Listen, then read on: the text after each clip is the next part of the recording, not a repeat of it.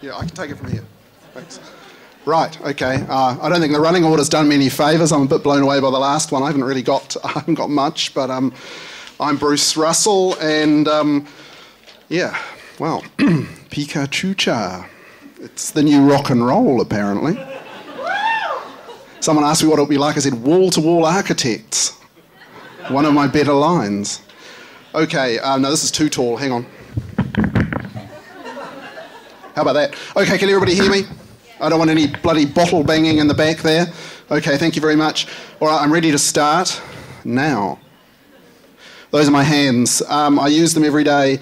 I'm a sound artist. Okay, what the fuck is that? Well, I'm not a musician. I'm going to show you in a minute why I'm not a musician. I play in a band, the Dead Sea. I play in another group, Handful of Dust. I play with myself. I'm going to talk a little bit about my practice. I'm doing a doctorate at RMIT, of course, in the School of Fine Art. That shows you why I'm not a musician. I'm not playing the guitar, I'm assaulting it. So don't call me a fucking muso. What I do relates to music the way that abstract art relates to landscape painting, okay? Use the same materials, the results are quite different. My doctorate is in fine art. My question is, what is the social utility of improvised sound work? My theoretical framework is situationist. These cowboys pictured here, so one of them says to the other, what's your bag, man? He replies, reification. Oh, that sounds like a lot of books on a big table. No, mostly I just drift. That pretty much sums up what I'm doing. There's a large practical component in my research. I'm involved in 3 planks of practice: free improvisation, analogue audio technologies, and collaborative practice. I'm going to tell you about some projects I'm doing this year that are using these as leaping off points. The first project is called Report on the Construction of Situations 1957. It uses a text as a score. The text is Report on the Construction of Situations by Guy Debord. Basically, it's a documentation of live improvisations, 6 pieces based on the 6 parts of the text. Their lengths are determined by the relative length of the text. Each one has a different sound source.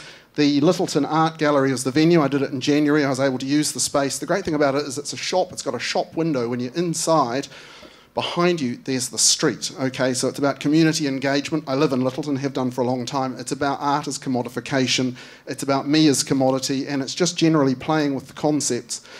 Each of the 6 pieces has a different sound source. The final piece, Our Immediate Tasks, we're going to hear an excerpt from it soon. One sound source, that little tape recorder, the blue thing in the middle, with a tape on it, and I basically screw with the tape using these hands. This is a 20-second excerpt. If this bores you, you'll love my albums.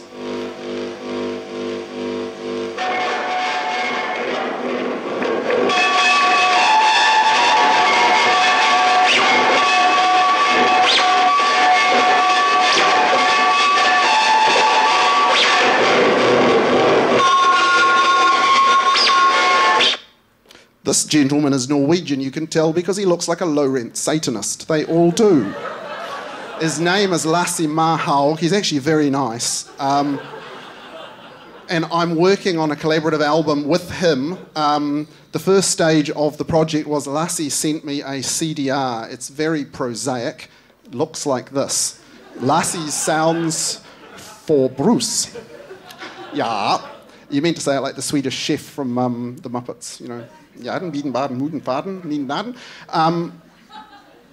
One of the ways I work is it's a situations concept, détournement. I take titles from other work and I apply them to what I do.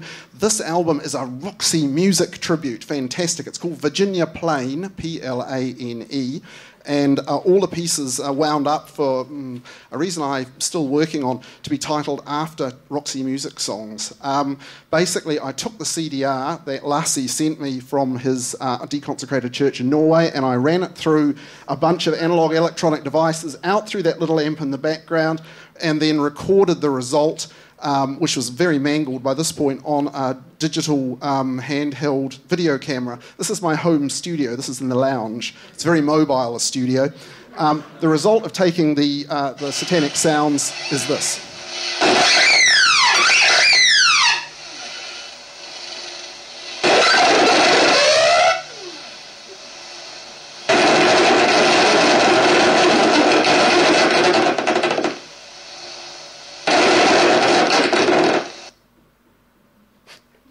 The second part of the project involves what I term vaguely environmental recording. Okay, I take the CDR sent to me by the Low Rent Satanist and I put it in the car stereo. This is a Land Rover Disco Discovery 2.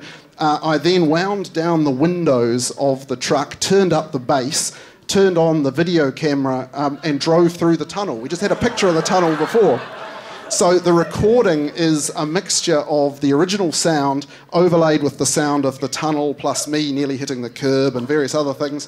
I've done work in the tunnel before. It's a regular recording venue for me. Then I took it home, put it on my computer, overdubbed some more bits of Norwegian stuff and produced a result which I called Do the Strand. The project isn't finished. It's now gone to Norway and it's going to get screwed with some more at the other end. And hopefully be released later this year. Well, that's a long slide. I think it's stuck.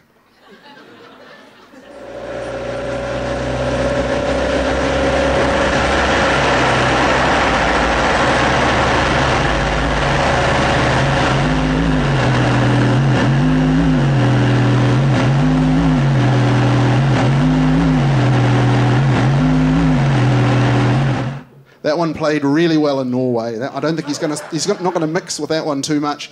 The third project, you've probably seen this image before. It's very poorly reproduced. That's one of my proud boasts. I poorly reproduce almost everything I touch. Bill Hammond. I was washing my car, and Bill said, "Oh look, I've got an opening coming up at the art gallery. Do you want to play?" Because they want him to get a jazz guitarist, and his comment was, "Well, I'll have a jazz guitarist if you want to see me with vomit on my shoes." So this is Greg Malcolm and I. That's my arse on the left, playing at the art gallery. Analog equipment, tape recorders, big tape loops running around the stanchions of the barriers and what have you. Basically, the show went really well. The results were recorded. It's now become an installation in this beautiful building, the Bunker. You can walk into the stairs to the car park there, or in the lift, go down the stairs, come back. The lift is my favourite trip, and you hear the whole piece playing. It's about 40 minutes long, well worth your time. It's an exhibition. It's in an art gallery. I call it improvised sound work. Thank you.